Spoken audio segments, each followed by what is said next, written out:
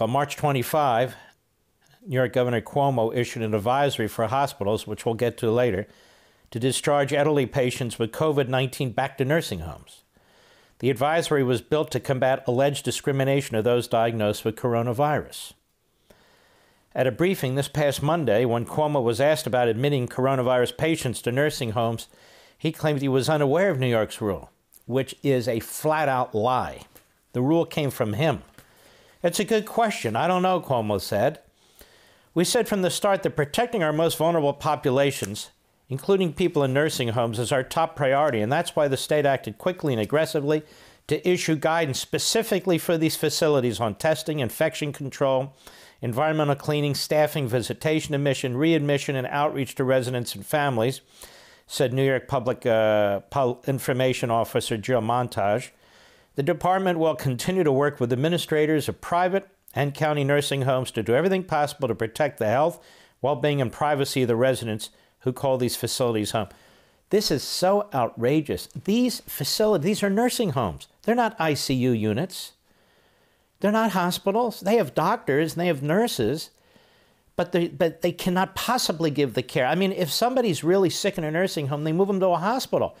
And really, really sick, they move them to the ICU unit. Nursing homes are residences that try to provide maximum care for the residents who can't care for themselves. They're not hospitals, and they're certainly not ICU units. So when you're moving people out of hospitals and out of ICU units into nursing homes, that is a disastrous situation. And it goes, no resident shall be denied readmission of admission to nursing homes solely based on a confirmed or suspected diagnosis of COVID-19, the advisory reads. You had that situation, plus you had individuals who were not initially residents being moved into these nursing homes. According to the New York Times' latest analysis of the coronavirus, the disease has plagued nursing home and elderly care facilities in a disproportionate manner, killing upwards of 10,500 residents. The number, I mean, that is so massive. In some areas, the number is 50%. 50%. In some areas in New York City, it's 50% in other parts of the country. And they say that's nearly 1/5 of U.S. coronavirus death total. There's more than 1/5. It's 1/4 at least.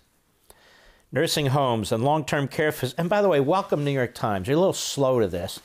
New York Times, Washington Post, NBC, ABC, CBS. The New York Post has really picked up on and been doing a good job, but they were all slow.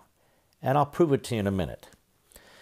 Let's see. Nursing homes and long-term care facilities alike are struggling to protect their employees and residents from the coronavirus because they lack adequate protective equipment. They lack the training. They lack the skills. That's not their job. That's not what they do. Many facilities are also short on staff, which requires staff members to interact with more patients, both healthy and ill. California and New Jersey joined Cuomo in instituting rules that force nursing homes to accept coronavirus patients. On Sunday, during a routine press conference on coronavirus, Cuomo claimed nursing homes are not forced to care for coronavirus patients. That is a lie. It runs counter to the guidance that his administration gave out.